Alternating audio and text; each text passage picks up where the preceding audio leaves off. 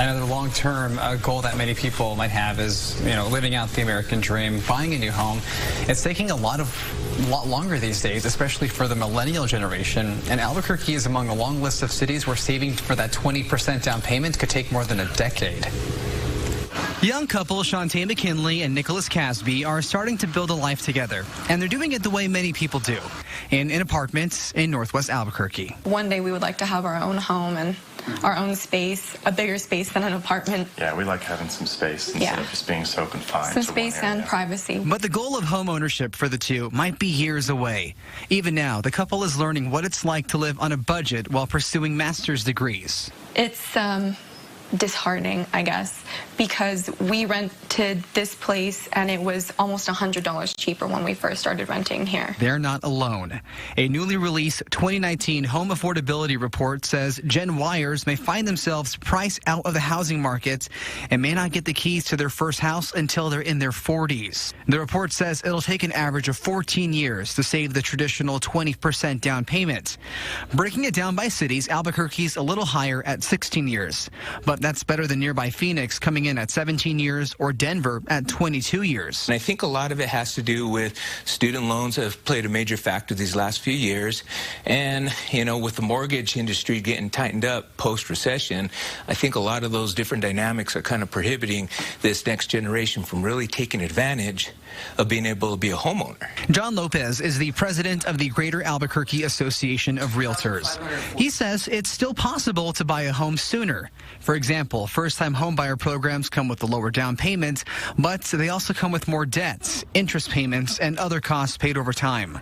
Lopez says another thing to consider is whether millennials even want to be homeowners. I'm feeling most likely millennials have big eyes. They want to travel the world. A Bankrate.com survey found 63% of millennials who bought homes regret it, citing ongoing costly maintenance as the biggest reason. Shantae and Nicholas are among those who hope to someday buy a home, but they know it's going to be tough. For now, their 500-square-foot apartment will have to do. The American dream of owning a home, still alive and well, Frank? I would say alive. I would say alive, yeah. But for most people, it kind of seems not out of reach, but just kind of like a hazy, like kind of a fog across that. Like it's a goal, but they don't see how to get there. Okay, all is not lost. Again, Albuquerque's housing market is relatively cheap compared to other places. For instance, it would take you 43 years to save up for a down payment in Los Angeles. Wow. Isn't that crazy?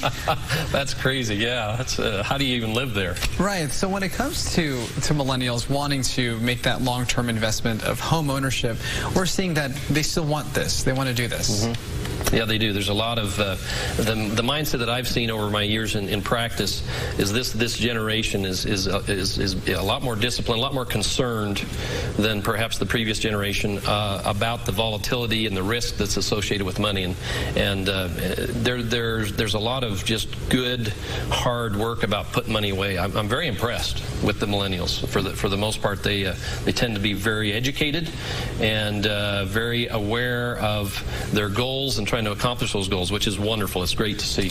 I know that 15, 10 years ago, people were buying a lot more house for a lot less money. Yeah. And that totally wrecked the housing market for some time. It was out of control. You didn't even, credit, no credit. Mm-hmm. It was out of control, that whole market, and it collapsed because of that lack of discipline, lack of oversight. And so then it became almost impossible to buy a house. They were so tight on money that they wouldn't loan or allow.